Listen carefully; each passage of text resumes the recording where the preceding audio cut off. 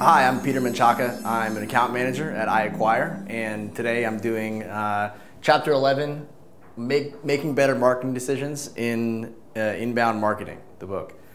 So this is a quick chapter and really kind of recaps the purpose of being an inbound marketer. And your goal is to reduce your cost per acquisition and improve your ROI.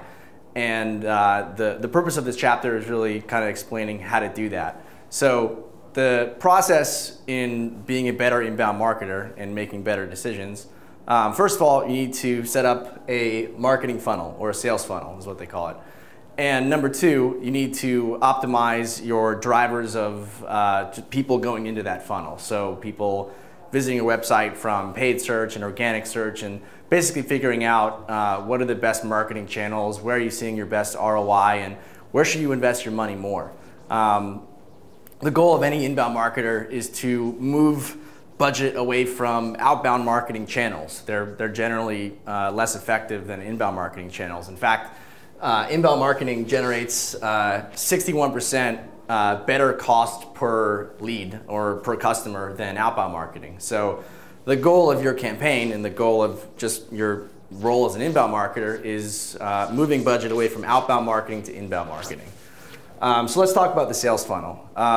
The way a sales funnel works, and this is a basic outline here, it basically applies to every business, but the general premise is that you have your people going into your funnel. So those are the people visiting your website and learning about your brand online, and they turn into prospects. So prospects are people who can potentially be your customers, and they can range from a variety of different people. And as your prospects move down your sales funnel, they turn into leads. And leads are generally people that you would feel comfortable spending an hour of your time with. You probably have inside salespeople figuring out who are your leads and what makes a good lead. And there's a whole nother conversation about that. But as your leads are filtered down by interest or opportunity on your side, they turn into opportunities. And your opportunities, this is a later stage of your funnel where you have a contact that you've established at another company, and they're essentially your company's champion, and they're advocating for your brand on their side, and that's basically the later stage of that sales funnel. And those champions, your opportunities, will eventually turn into your customers.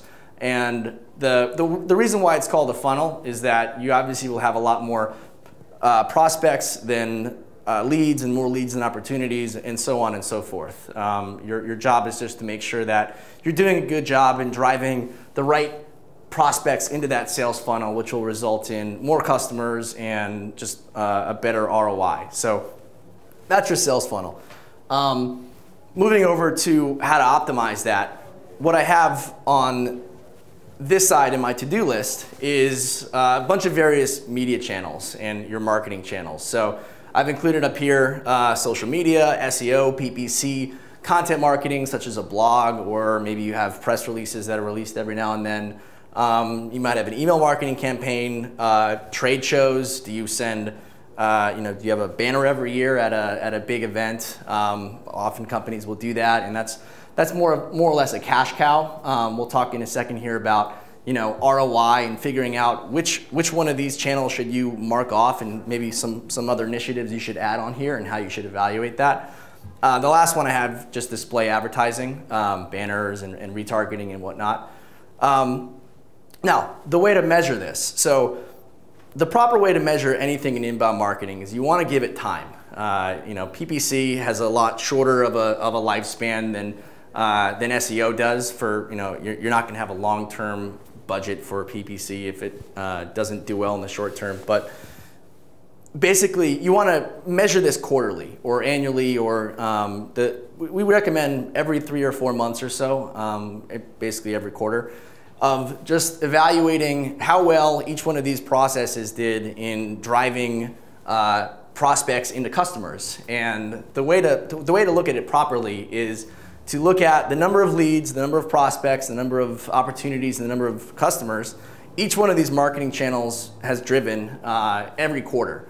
And then looking at your cost per each one of these channels and figuring out what the ROI is on that. The real challenge as an inbound marketer is figuring out what are your profitable channels, and you need to do a good job of identifying which one of these marketing initiatives does a good job of driving prospects into that funnel. So at the end of the day, you're going to be evaluating this regularly, and your ideal situation as an inbound marketer is taking a look at this graph over here and saying, okay, well, my social media initiative returned this on my investment, and so on and so forth for all of my various initiatives. And hopefully, if you have all that data, and in a perfect world, you'll be able to essentially, there we go, cross out your lowest performing channels.